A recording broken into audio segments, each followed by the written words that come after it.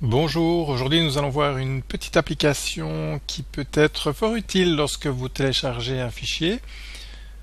C'est une application qui va vous permettre de vérifier la signature numérique du fichier, donc vous assurer que le fichier que vous avez téléchargé n'a pas été modifié. Lorsque vous téléchargez un fichier sur Internet, vous avez parfois la signature numérique qui est affichée. Le programme que nous allons installer va donc nous permettre de vérifier que la signature du fichier est bien celle qui a été définie sur le site et donc que le fichier que nous avons téléchargé n'a pas été modifié par un pirate ou tout autre malveillant. Comme d'habitude, pour installer un nouveau programme, vous allez ouvrir votre gestionnaire de logiciels. Pour cela, ouvrez donc votre menu. Tapez logiciel et vous pouvez accéder au gestionnaire de logiciels. Entrez votre mot de passe.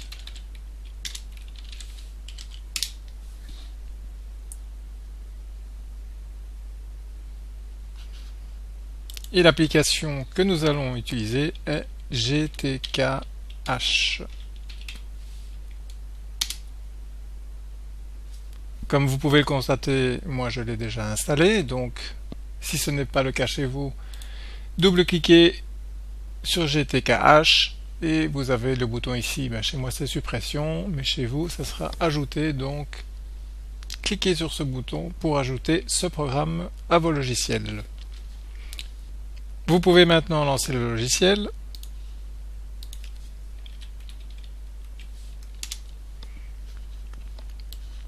Vous avez donc ici une petite fenêtre qui s'affiche à l'écran. Pour notre exemple, nous allons vérifier la signature numérique du fichier d'installation de Linux Mint XFCE. Donc nous allons regarder sur le site internet quelle est la signature numérique de ce fichier.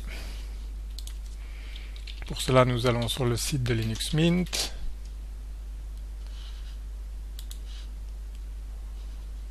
Nous allons sur XFCE édition.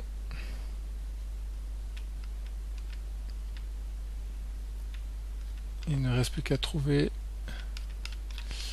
la signature numérique. Voilà, ici nous avons la signature MD5 64 bits et pour la version 32 bits.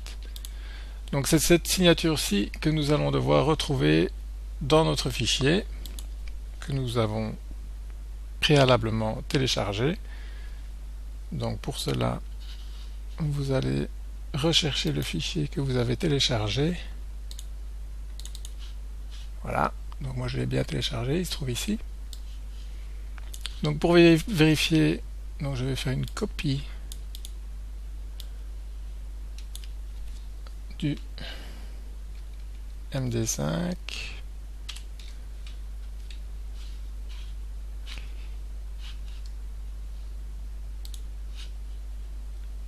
Je le colle ici et je n'ai plus qu'à... Ah oui, donc je vais sélectionner évidemment le fichier que je veux tester. Voilà. Je n'ai plus qu'à appuyer sur le bouton hacher. Donc là, il va calculer les différentes sommes de contrôle MD5, SH-A1 et SH256.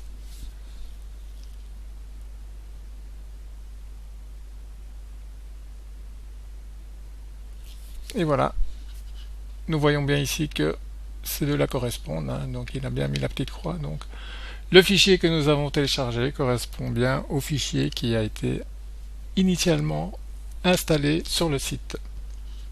Voilà, merci pour votre attention et à très bientôt.